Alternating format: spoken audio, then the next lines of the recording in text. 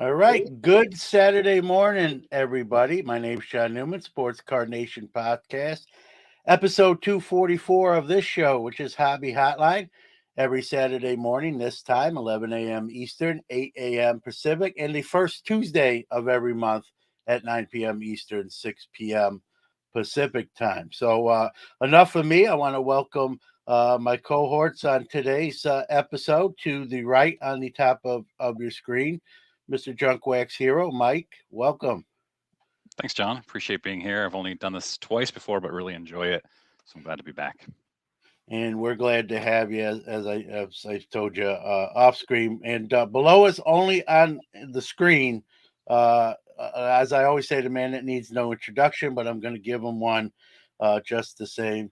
Dr. James Beckett. Good morning, sir. When can I get to the top screen? Let me see if I can.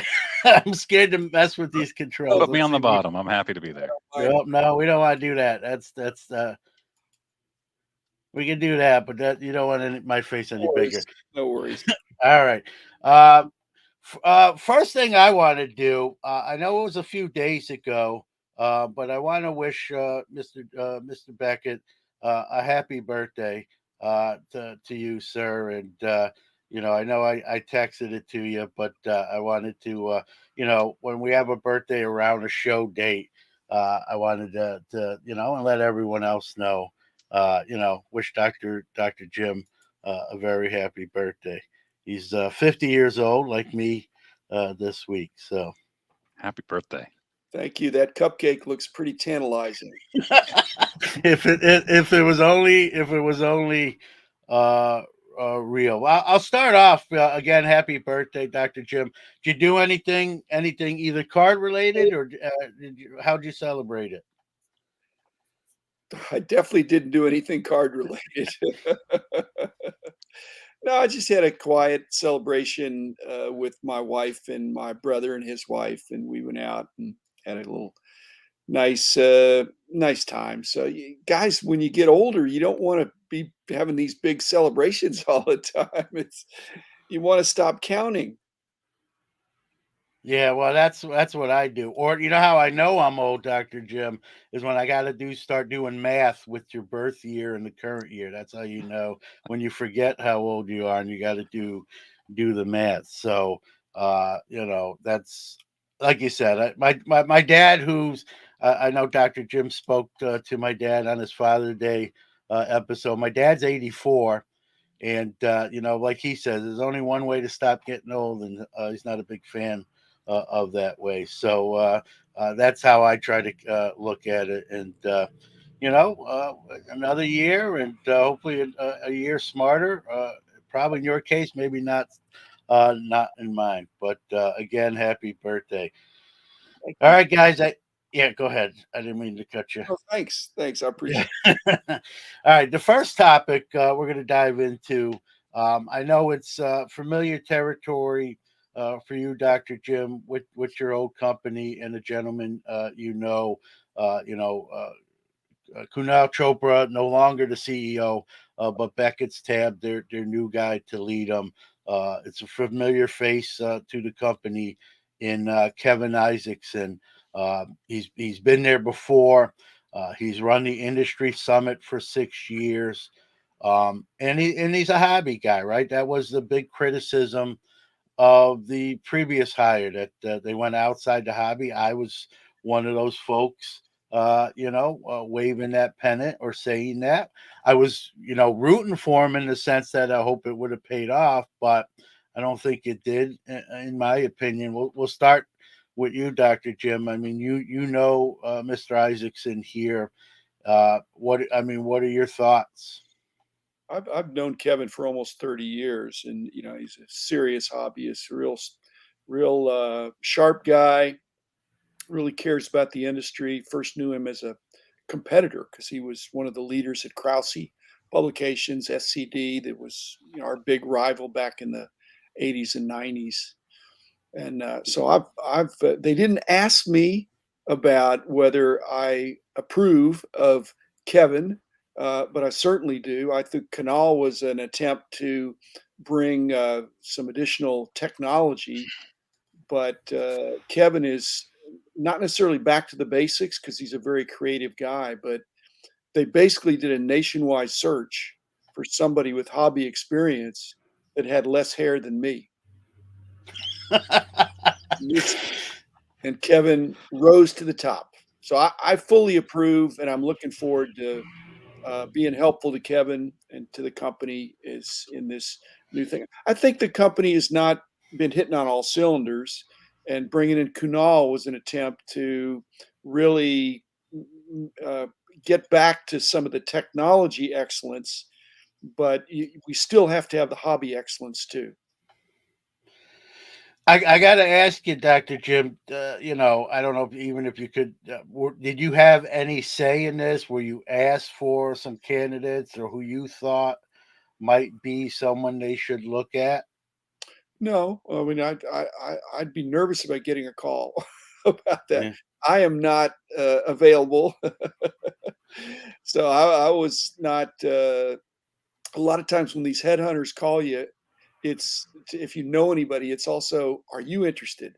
I'm not interested, but I am interested in the right person being selected. I think Kevin's the right guy for this time. So no, they didn't call me, but I've been I still am in contact with a lot of my guys I used to work with, and I think people are pleased, and they should be. Yeah. We'll go to Mike. Mike, just from a hobby perspective, replacing someone not from the hobby, there were some missteps. We all know we don't have to throw them back out there. They were out there for everyone to see. Your feelings while we may not know them in the same vein that Dr. Jim does, your thoughts on maybe the direction that Beckett's going, and maybe what you'd like to see as a hobbyist with new leadership. Yeah. So the most important thing I think is that Dr. Beckett knows him, likes him, approves of him, knows that he's going to be good for the business is a great first step for Beckett right now. I look at his background, and he has a deep business background and a deep hobby background, and it looks like a publishing background, interestingly too. Now that's old legacy media, but I thought that was pretty interesting, and I'm excited to see what they do. They obviously the last few years have slipped down, lost some market share. I'd love to see more competition for PSA, and I'd love to see them gain some of that market share back. Yeah, no doubt, no doubt. We got a question here for Dr. Jim, and it's one that I like personally. So I'm gonna put it up here from Vintage Card Collector. He asked Dr. Beckett, "What would you do with the grading scale at BGS?" So you're the guy, and would you change it? What would be your angle there? I could take the rest of the show, and basically, I answered that question in writing for Kevin and Jeremy, basically, and I wrote it out, sent it to them. Again, they're surveying lots of people, but I am one person that wanted to weigh in with some detail. So it's not appropriate for me to say what that is. I don't know if they'll use. Uh, but I weighed in and I said, this is what I would do. So I answered exactly that question. And we'll see what they do because I'm not the boss anymore, but I certainly care. I care about the brand, I care about the people, and I care about the hobby. Yeah, So great question. And we'll see when they announce. We'll see if they do what I recommended, or maybe they had some other better ideas. But I know exactly what I would do, and I told them. yeah. Well, I'll put Mike. Mike, what would you change as far as their grading division, whether it be the grading scale itself or just in general? Wow, put me on the spot. So I actually like the old grading scale. I guess it's back to the new grading scale again after the brief change. I like that tens are harder to get.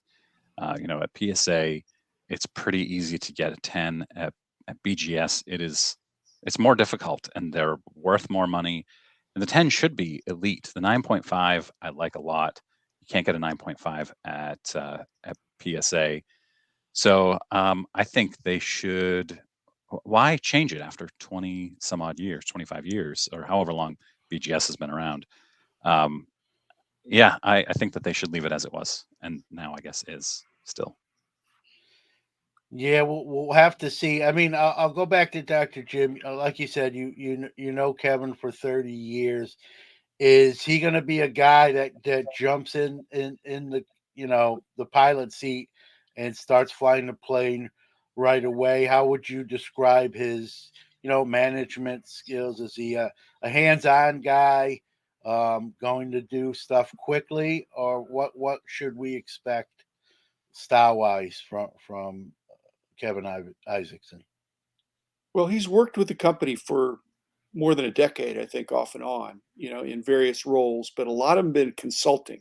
And so he's a big strategy guy, but he's plenty decisive when he needs to be.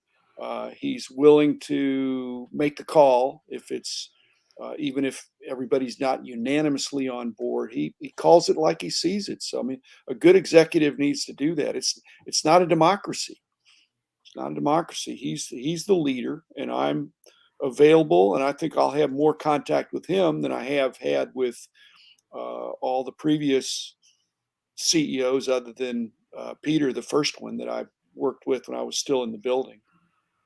So I'm looking forward to it, guys. But Kevin's going to have his own style. I will say this. I mean, he's well, one of the challenges of any executive or any person is, who do you trust?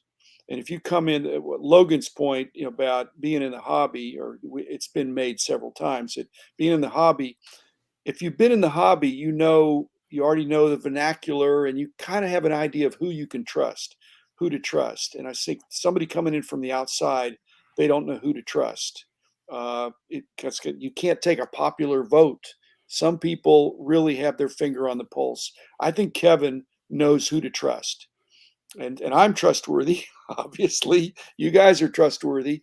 I think he's going to have a good sense of who in the company and who outside the company are trustworthy, and I think that's going to really go a long way toward giving him a good ride as the leader.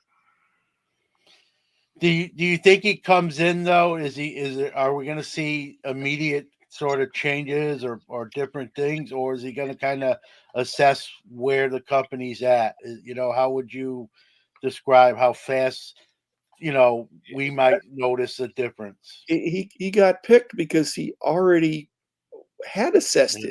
it. Okay. He All right. knows what he's going to do. But even when you're a decisive executive, it's like if you go to a counselor and you got a problem, the gifted counselor doesn't hit you with the solution immediately. They let you stew on it for a while, and then at the appropriate time, they say, "Okay, here's the thing." And a good executive is the same thing.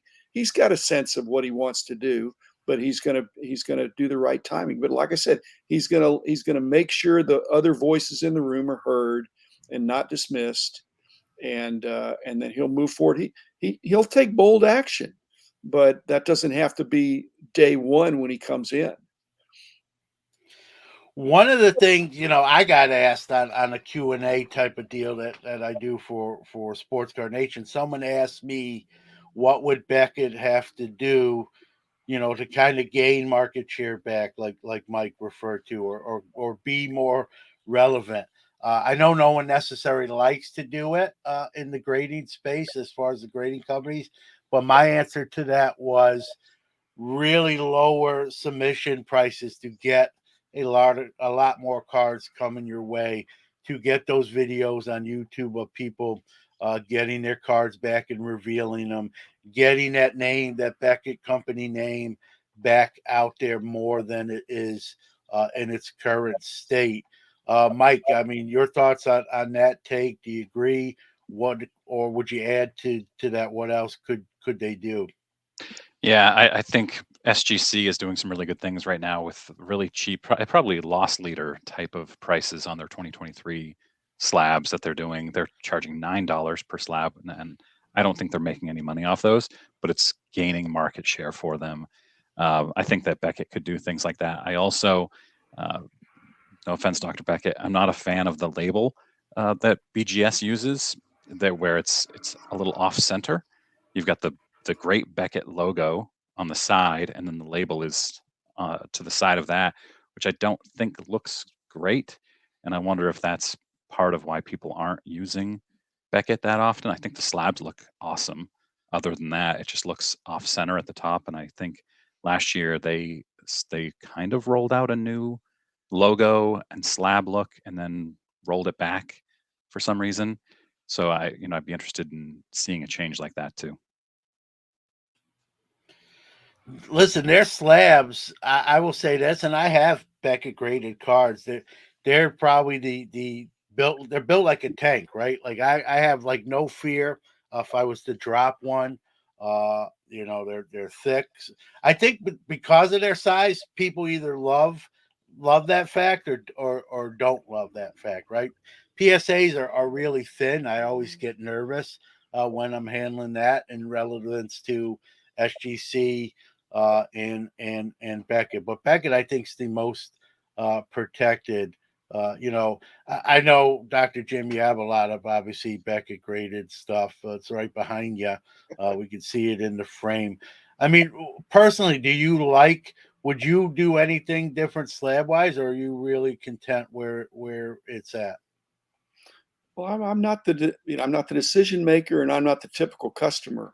What the problem is in the industry right now is with my old company is that there's confusion, and there's probably some friction there. And lowering the price is one way to approach some of those things, but they need to reduce the confusion about where they're headed, and they need to reduce the friction and make it easy for people to use their products. The problem is change is difficult in our industry, and any change, I've never seen a change in our industry that was universally accepted. And everybody said, oh, that's 100%, that's the right thing to do.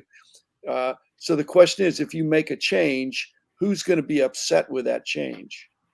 Uh, and it's probably not good to upset your best customers. On the other hand, your best customers even are not always right. Sometimes change just needs to come. So it's tricky. I think Kevin is looking at all those things, but he's going to be much more in consultation with Jeremy and Bill and Dave and the other senior leadership of the grading to make sure they're making good choices and they're trusting the right people. Again, some customers are really savvy and can give great feedback, and others are going to be more self-serving as I want you to do this. Uh, Again, the slabs, the criticism is they're too heavy, they're too solid, they're too secure. Well, that's a good criticism in one sense if you drop it. But if you're lugging a couple hundred slabs around, you don't have to do weightlifting that day. You've already got your workout. Well, I like that they're protecting the card. I guess the negative is, if you're doing a show as a dealer, as I do sometimes, your case is going to hold less because they're thicker, right? And I guess, like you said, Doctor Jim, if that's your worst complaint, then it is what it is. I rather have more protection than I can carry an extra case or make a I, with a hand truck. there's trade-offs. There's Yeah, trade-offs in everything you do, and if you lower the price, there's some trade-offs with that. People generally would like that, but in order to be able to continue to innovate, companies need to be profitable, and you can't have everything be a loss leader. yeah, yeah. One last one, and we'll kind of close out this. Orlando is asking. He says, Dr. Becker gave us great speech to new graders. Can you speak about that? I can speak to that. I put that on my, the the answer to the question of what I would do 2 months ago. I had an episode of my podcast where I talked about 9.5 and kind of my feelings Yeah, about the BGS 9.5. And then a little while ago, not very long ago, I gave a speech to some of the grading trainees, and I can speak about that because what I put in the podcast was not the speech to the graders. It was excerpts and outtakes and heavily edited because I really was proverbially preaching to the choir. These were people that were in the company, and I don't want some of those remarks to be made public. But what I thought could be made public, I put on my podcast, and people seem to like that. My whole point was that grading has always been part of my collecting experience, even though we didn't start BGS until 1999, and I'd been involved in the hobby for decades before that. Uh, and a grading is a skill and an art, And if it's completely a skill, I just don't think it's just a skill. So anyway, you'd have to listen to this. I'm not going to say more about that because the other stuff I said about it was for private consumption of those people in the room. All right, fair enough. And like you said, Sports Card Insights, you can get a lot of those takes. It's a great show, Monday, Wednesday, Friday. Now it's definitely obviously on my rotation. So let's go into something that kind of. Oh, go ahead, Dr. Jim. A sports card radio. I used to listen to them. I was just wondering, it's isn't the guy to bring BGS back to the promised land. What is the promised land in his or their opinion for BGS? To be number two. My promised land for BGS is to be number one, but I'm not the guy anymore. But that's always my goal, to be the market leader in some respects. So I'm just wondering what is meant by that. It is a nice thought that Kevin, I think, is going to do a really good job. But is he saying that won't be enough, or yeah, we'll see. Yeah, well, he's saying he isn't like so. Like you said, like I love specific criticism. If there's a way I can help Kevin, get to the promised land, that's the nice thought to me. And I yeah, think Kevin is receptive to advice and counsel from other people in the hobby that have a lot of experience and are willing to share what's best for the whole industry. I think it would be a great conversation between you, Dr. Jim, and Ryan or Colin of Sports Card Radio. I'd watch that. The Tadards, yeah, that would be really interesting. I don't know if I'm on their speed dial, but I I don't. The whole thing there is that anything is possible. Uh, some things are less likely than others, but you know those guys realize that controversy sells. And so when I was in charge of Beckett and BGS, I didn't want to be the controversial one. I wanted to be the one that just continues to innovate and do the right thing. But if they're saying that Kevin needs to be more controversial, I think we've had enough controversy with BGS in the last few months. I think we need to get to some smooth sailing and see where that takes us.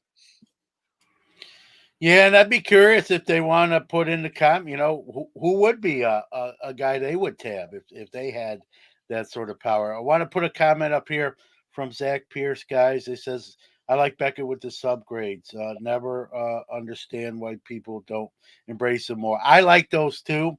And then they went to like you pay for them sort of policy. I think that should be standard with the grade. Uh,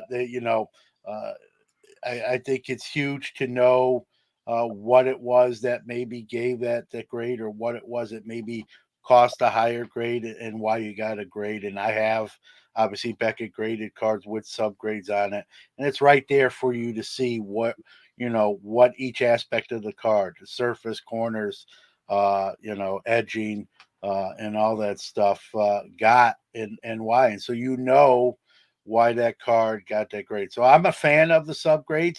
I wish I won't even just contain it to Beckett. I wish most of the grading card companies would do something like that. That way, you're never going to get an explanation from the graders themselves why they came up with their assessment, but it's the closest, it's the next best thing to that is having those subgrades.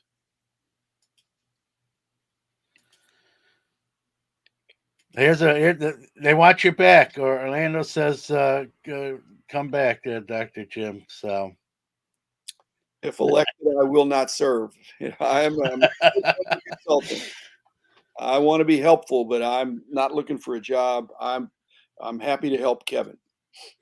well, it's nice to hear you say, I'll get Mike's take. It's nice to hear you say that there is some open lines of communication. You've known them a long time. I think anyone would say it's nice when their voice, you feel your voice is being heard. You started that company. You're still in the hobby, like the line we always use, right? Your finger's still on the pulse as well. Mike, your thoughts on sort of that open lines with Dr. Jim and the new leadership. Yeah, like I said before, I love that Dr. Jim approves of Kevin, that he has an open line with him, that he's consulting for Beckett. I want to step away from that for a minute and just put up Mangini's comment because I think it's brilliant as always. Add an additional subgrade for eye appeal. Yes, I love. I think eye appeal should be more important in a card's grade. I've talked about this a lot. You can take a 1 and have it look better than a 5 sometimes. Yeah. I have a Jackie over my shoulder. I feel sort of fits that description. Mike PWCC does that with their auctions. They have where they'll put an eye appeal assessment on a card in their auction. I'm not opposed to that either, along with subgrades. So there's a lot of things. I know grading's not new. It's been around a while. It's going to be here forever, whether you don't like it, even as Five Foul Ball says it's a scam. I don't agree. I think it's important, and it's going to be here whether you like it in Foul Five Ball's case, or you do, or you don't in his case, and you do in a lot of other cases. So it's going to be around. So the best we can make it, right? That's the important thing. So let's move on. Any last comments before we? I had a proposal for that. Not exactly that, but integrating eye appeal into the grading. Not in that way, but I've already suggested that. In a certain, Yeah, I'm not going to disclose what it is, but it's eye appeal is a thing. It is a thing, yeah, and yeah. it's difficult to quantify, but it's definitely noticed. As Mike was saying, some ones are better than fives at arm's length. Yep. No doubt. All right. The next now, isn't that really new in the hobby news cycle? It's a couple weeks old, guys, but I actually haven't really weighed in, and I think it kind of goes to tags along with the grading theme. There you see a screenshot. Evan Mathis, former NFL player and dealer now, and vintage guy, posted a video. I believe it was TikTok or wherever, or probably multiple places, where he literally showed him, as you see here, trimming an off-center 1965 Topps card. He also did his best QVC impression, giving where you could buy all the tools, including the trimmer itself, to do this, and basically advocated that this was okay. He compared it to the art world and restoring photos. And why not make your card, if it still can remain the same size, the legal size? That was his point. And you can make it a better condition card. Why not? And he went on, I believe, Sports Card Nonsense. They went after him, and he basically said it's the grading. He really targeted PSA, but said it was the grading cards company's fault for not catching all these, and that he basically said, if you think I'm the only one doing it, you are very, very wrong. This is really a rampant thing. And so I'm just was, the poster boy for coming out and saying, I don't think it's as bad as a lot of other people do. Again, I'm going to start here with Dr. Jim. Obviously, vintage cards, and the history of these things. Um, I'm sure you followed this story. Kind of your assessment, your thoughts on some of his takes here. My thoughts are that most people have a very polarizing opinion of this topic right from the get-go, and yet in a democratic society, you ought to, when things are not illegal, you ought to be able to argue or debate both sides of it. Evan is not doing anything illegal, and he is correct in the sense that the grading companies are we're paying money to the grading companies to make this determination, and they apparently need to get better at it. I know it's a challenge for BGS. There's some proprietary things they look at, but when an oversized card is trimmed, it's especially tricky, especially tricky. And so, um, again, there's nothing illegal, and if he submits it and it gets through, he's telling people it's caveat emptor, it's buyer beware, that this is going on, and it's not right for an altered card to be sold as unaltered. And so my hope is that every altered card is caught. And I also have a plan for that, but again, that I've suggested to uh, to the Beckett leadership, because I think it's an increasing problem. I think it's trending, and I think Evan is picking up on that. It's a worse problem than we think. It's not just PSA.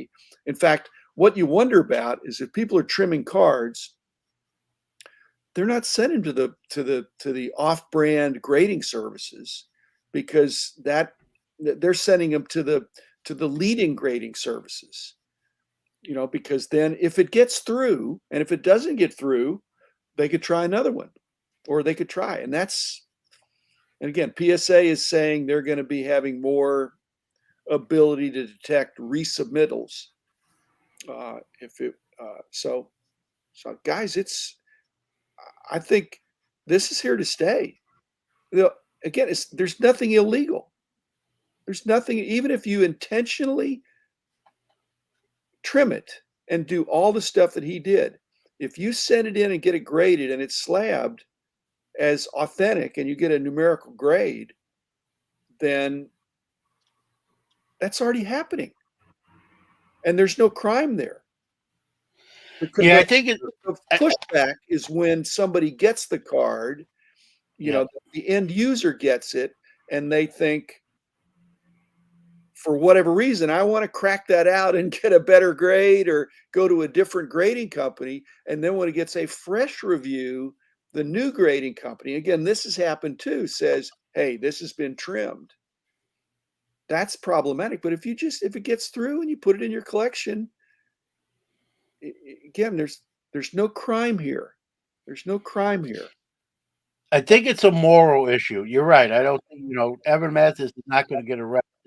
Police aren't going to watch the video, or the FBI, and knock on his door with a warrant. I think it's a moral issue. Mike, I mean, your thoughts on this whole, you have graded cards, I have graded cards. Your take on this whole thing. Yeah, to some extent, I agree with Dr. Beckett. There was just a recent controversy earlier this year, I think, where PWCC purchased a Steph Curry rookie I think it was in a BGS slab, and then they cracked it. There was an issue with chain of custody, and then they sent it off to PSA, and PSA said it was trimmed. Now, I think it's PWCC is suing Beckett over claiming that it was a good card, when actually PWCC cracked it, and they could have been the ones who trimmed it. So who knows? But I think the problem becomes not in me buying a PSA graded slab that's trimmed.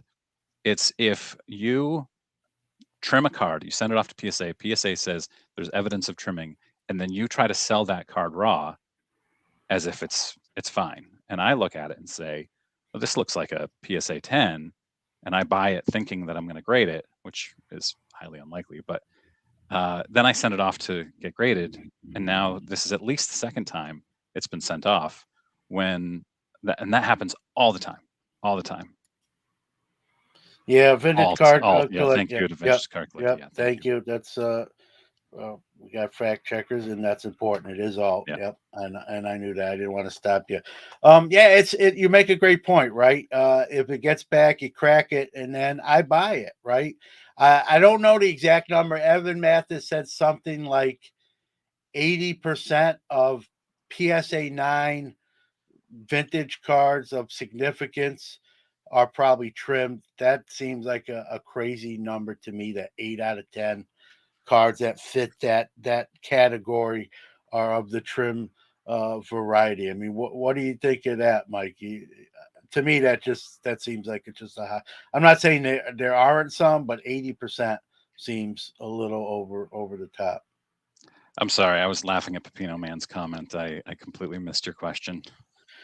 Well, Evan Mathis, I think he made a statement to say 80% of high grade, PSA nines or nines of significant vintage cards have been altered in some way to get that grade. That only 20% got them the natural way by uh, just keeping them in mint form from opening the pack. He's saying 8 out of 10. I think that number is high. While that percentage is high, I don't think it's is that much. Significant, so like pre 1960 vintage, 80% that are nines or above. I would believe that. It's probably not that high, but you also have tightening standards in the last 20 years or so. I think a lot of these cards that were graded in the early 90s, they were graded with easier standards, and that's why you still see them with the same old slab, because they don't want to send them in for regrading. So if somebody thinks it's 90%, yeah, it could be. If you're getting a 9 or a 10 on a card from the 50s or earlier, yeah, it could be. Well, what if they're exaggerating? What if it's 40%, 30%, 20%, even Still a lot. 10%? It's still a problem. And what it does, though, is that there's two things that collectors are, fool me once, shame on you, fool me twice, shame on me. There's a situation where if dealers keep trimming cards, sending them in, getting them rejected, and then selling them raw at their table at a show, they're going to get a reputation for doing that, and that ought to be bad for their business. And for collectors that are paying huge premiums for nines of very uh, difficult, expensive, even commons from even the 60s and the 50s, but especially in the 50s where there were a lot of oversized cards, relatively speaking. So if it's an oversized card, I'm not saying it's 80%, but it's not negligible. And so what has to happen, guys, I think, in the consumer behavior is that the premiums for these super high grades, these almost unreasonably high grades for 52 tops, if you filtered that with there's an 80% chance this is trimmed, I can't reslab it. I can't take even a chance for that. Nobody would reslab if 80% of the nines. Of course, why would you anyway? So yeah, I think consumer behavior is going to change, and there'll be a reduced premium for these exceptionally high grades on the 50s cards. Yeah. Here's a See, comment. Go ahead, Mike. Go ahead. I think in comic books and magazines, they have a special designation for restored Yeah. comics and magazines, which we don't have yet from a grading company for cards. Well, if they're altered, you'll see it say authentic altered, meaning I just had a card come back from a submission for someone else. It was a Beam Team card. It wasn't even a vintage card, unless you consider 1992 Stadium Club vintage. That was colored. Someone took a marker to the black part, and probably tried to hide some chipping, some edging issues. And that card was slabbed as authentic, altered, colored. Yeah, but you Was don't get its a grade. designation. Whereas, and Yeah. so you've got No, sports you're card right. radio here. Yeah, it's In the art and yeah. comic book Unless world, alterations are disclosed, and those are they're I assume also caught by the grading company, and they will get a grade, a number grade, and then there's a separate column in the grading in the pop report saying this is a altered or restored comic book, and it's an 8 or something like that. Yeah. But obviously, it'll be lesser valued than one that doesn't have the restored designation. So, I mean, you would like to see that, and is that what you're trying to say? Is like there's a place in the hobby for that? It's just going to be a lesser value attached to it. Yeah, it's like the old PSA qualifiers on their slabs. You'd get an 8 with a mark or a 7 off center. If you know what you're buying, I don't see why not. Yeah. Okay. Dr. Beckett, so Uh, someone, well, your take on that? well, I'm just saying, but PSA almost is teeing it up. If I'd buy again if I was unscrupulous, I'd buy every OC PSA card that I could somehow have an app on my phone that would be able to detect if the card was oversized, left to right Yeah. or top to bottom, whatever the off centering problem is. And anybody unscrupulous, because you have to have both. You have to have this. It's an off-centering defect that you could fix with trimming, but you have to have enough, and not just the pressing, because that's minimal, but the ability to take a card that's slightly oversized and shave off on the extra big side. So it's again, people are doing this, and I wish they weren't, but we don't live in a perfect world, and I hope that the card grading companies, all of them, can catch this, Yeah. and then Here's it a won't, con. Well, then it go won't ahead, Doctor. happen as much if they catch it. Except there's no. Couple comments. Stukes says a dealer once told me he sent a trim 1954 Topps card to PSA and got a PSA 9. It was one of the iconic cards from 1954. And like you said, I don't think anyone is debating that this is going on, right? It's, here's a comment from Philly Joe. Grading is just an opinion. Trimming, no, not illegal. It's shady because the trimmer is trying to increase the card's value. So uh, some another question I see I want to tackle here. Mad City Brew says, "What is worse for the hobby, trimming cards or cracking slabs to get regraded, or both?" I'll answer that real quick. I'll keep my answer short and sweet. Uh, I think trimming's worse because you're physically altering the card. Cracking and regrading is just doing this and hoping a different guy or person gives you a higher grade than you previously got. So to me, trimming is worse. You guys disagree or agree? Guys, people are going to do what they're going to do. They're not going to be trimming cards if it's of risk to them to devalue the card. They're the expected value of the trimming activity is that they are going to increase the value of the card. If they get caught, then they they have to have an outlet for the trimmed card, and usually that means they're going to send it to another grading company. But if they send it to 3 grading companies and all of them reject it, they're now out the grading fee, and they're going to say, "Hey, this business isn't as simple as I thought. When I trimmed the card, I had a card that was off centered. I could have sold, and now by trimming it, I've made it less sellable, and I have to dump it." And cracking slabs, same thing.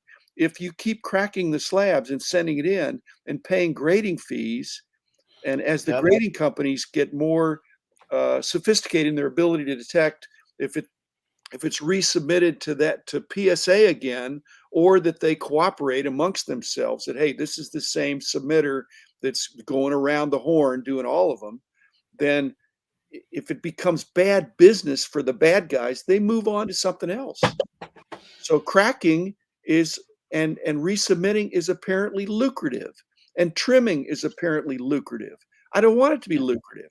I want the bad guys to get punished, and I want it to be a money losing proposition. When you doctor a card, you've reduced its value if you get caught, and I want them to get caught.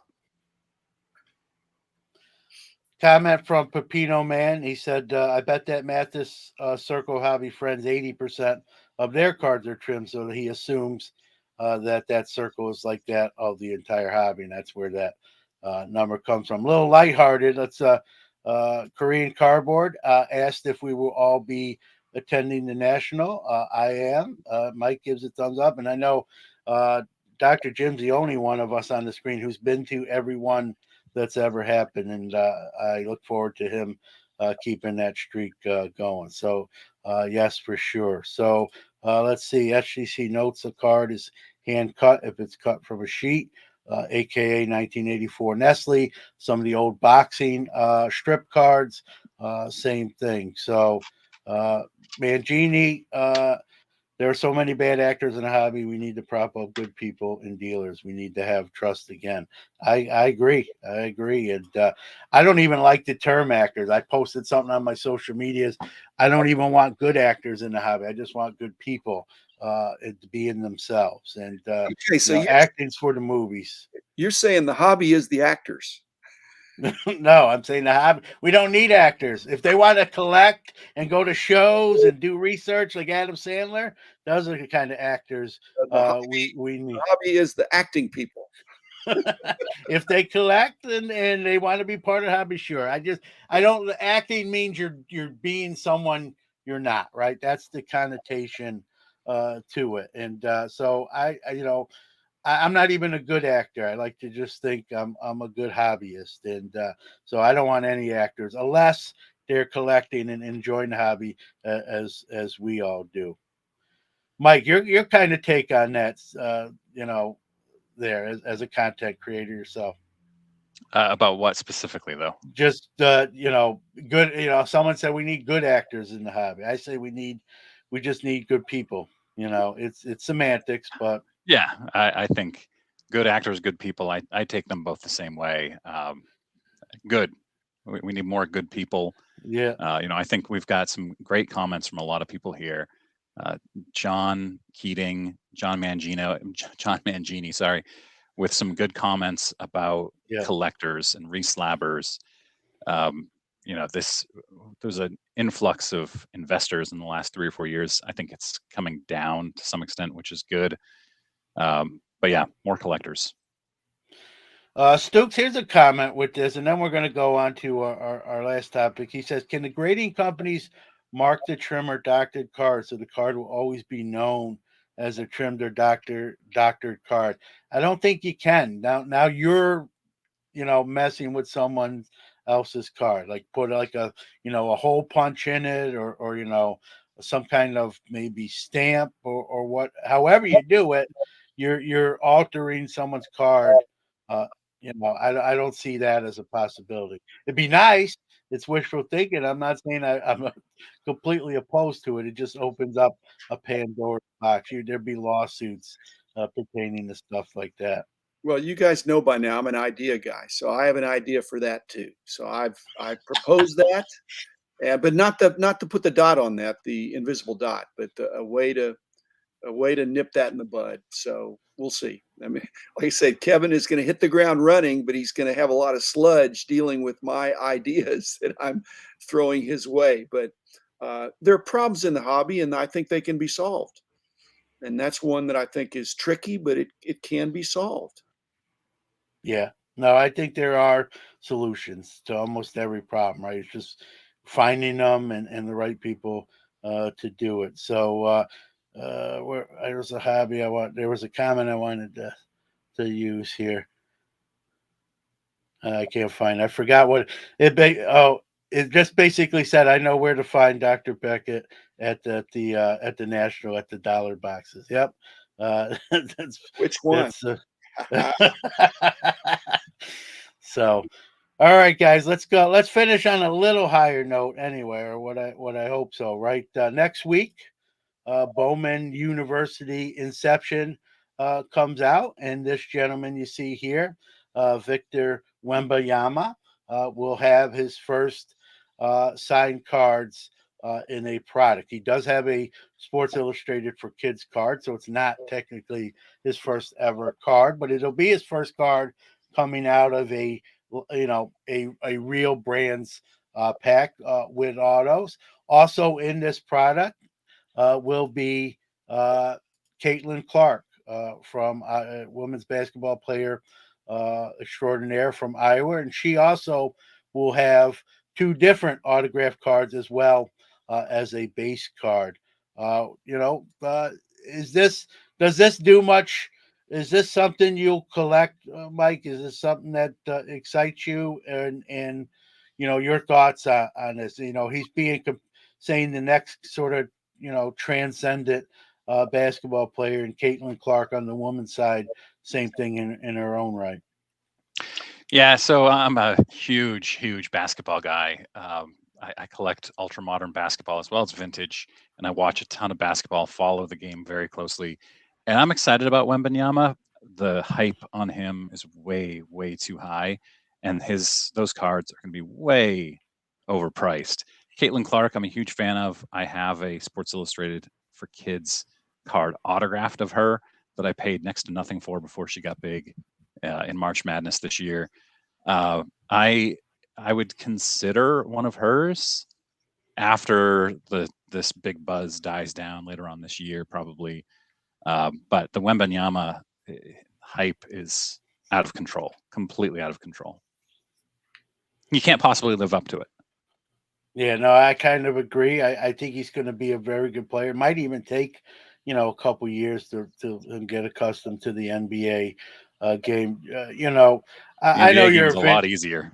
Yeah, It's a yeah. lot. I would. I think he's going to be great. I think he's going to be a superstar, or at least has a great chance of being a superstar because the game over there translates very well to the NBA, where there's a lot more scoring. It's easier offensively, but it's just not possible to be as great as the prices are for his things right now. And Victor must have saw the rookie sign go out into the sky. Here he is, awesome pre-rookie card. So, Dr. Beckett, your thoughts on maybe this product and the significance of it? Victor Wembanyama and Kristaps Porzingis. What is the difference? One is older than the other. They're both unicorns. Now throw in Chet Holmgren. What do those guys potentially have in common? And that is fragility and Yeah, inability to play 82 games a year. So Victor body type is similar. Sean Bradley, who had great skills, but got knocked around. So we'll see what happens with Victor Wembanyama. We've got to be again. I think he's a legitimate number one overall pick. You would have to pick him if the Mavericks get the number one choice. That's who they're going to pick. But it's one of the reasons I'm in the dollar box. I don't have to worry about that. He's not going to be in there. Caitlin Clark won't be in there either, and that's well, what's Caitlin Clark? She's the female Steph Curry, perhaps. Launching from 30 feet. So I think it's exciting to have another crop and to be dreaming about how great they're going to be. But basketball is a very physical game, very physical game. yeah, and I think. it's. Oh, go ahead, Mike. Go ahead. Sorry, John. I think this year's draft is a little like the 2019 draft, which was Zion Williamson number one, John Morant number two, and Zion was the no miss, can't miss prospect, and he's amazing. He's one of the best offensive players right now, but he can't stay on the court. He's played like 40% of his team's games. Meanwhile, John Morant is an absolute superstar, minus the drama that he had this year. Um, I think you might see the same thing with Scoot Henderson being better than Wembanyama this year in the long term. Yeah, But they and said the same thing about Sam Bowie, Yes. instead of Michael Jordan. So Yeah. they're going to go for height, and I think he could be great, but and it's exciting. It's exciting to think about it, and there's eternal optimism. Yeah, a couple comments. Vintage card collector. Victor needs to put on some muscle. He's talking about Wembanyama, not Roman. Roman is very muscular. His ankle and not going to help his knee. Speaking of Victor, Roman, he says spot on to Mike Jugwax here for being overhyped when you might have another player that could be potentially better. Orlando says cheaper to get a Jimmy Butler rookie. There's a guy, right? We could do a whole show on guys that don't get enough hobby love for as good as they are. Right, hype is a real thing. Right here, Ricky says hype good for business. End of the day, only time tells the story. So this is going to be, I think we all can agree it's going to be a very popular product just with what's potentially good could be in your box, right? It's got breakers are going to be breaking this left and right. It'll be interesting to see what the prices go for, what boxes go for on the secondary market with some of these cards in there. Wembayana does not have a base card, I believe. He just has an auto. Caitlin Clark has a base card and actually two subset autos, two different style cards with her autographs on them, I believe, numbered to 99 and numbered to 100. So there's approximately about 200 Caitlin Clark auto. So this will be a product that will be popular. We'll be seeing a lot of it on screens, being broke open and seeing what comes out of it, and be interesting. Yeah, I think the current crop of women's college basketball superstars is going to be really good for women's sports and women's basketball cards too. There's a handful that are really exciting. They're kind of revolutionizing the game.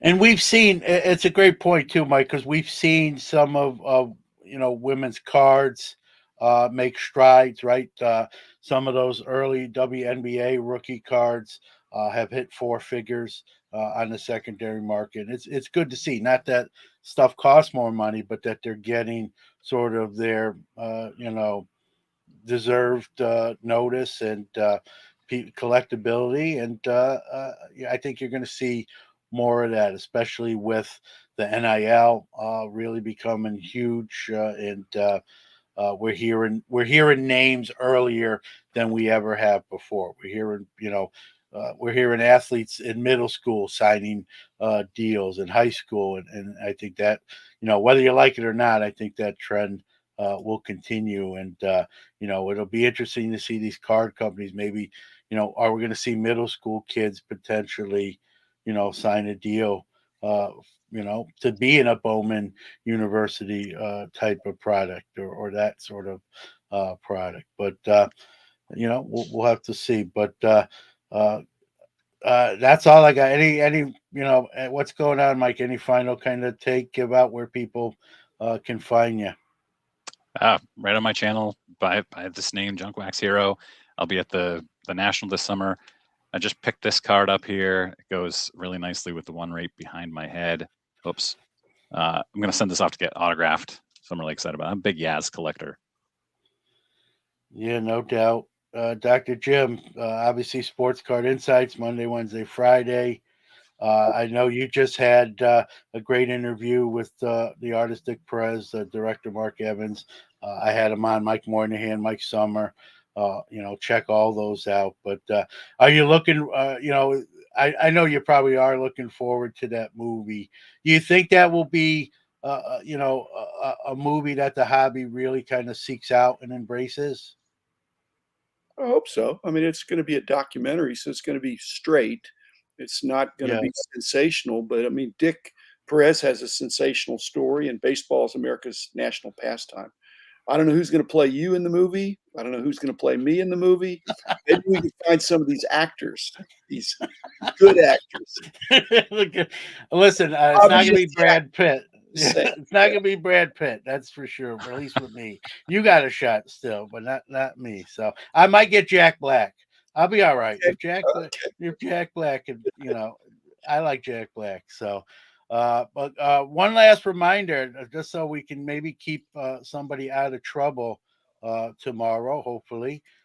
Tomorrow is Mother's Day, everybody. So if significant other, don't forget, right? Stay out of the doghouse. But all joking aside, right? Happy Mother's Day to all the moms out there who get it done. And there's two great things in life, right? Being a mom or a dad. So tomorrow's Mother's Day, and we hope everyone enjoys the day. So.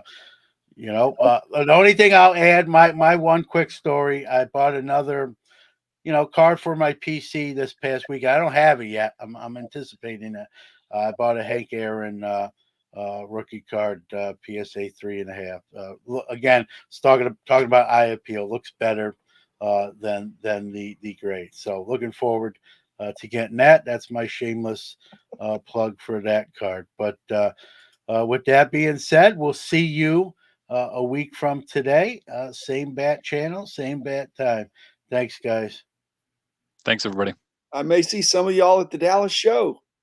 There you go. Very cool. All right. We'll see you.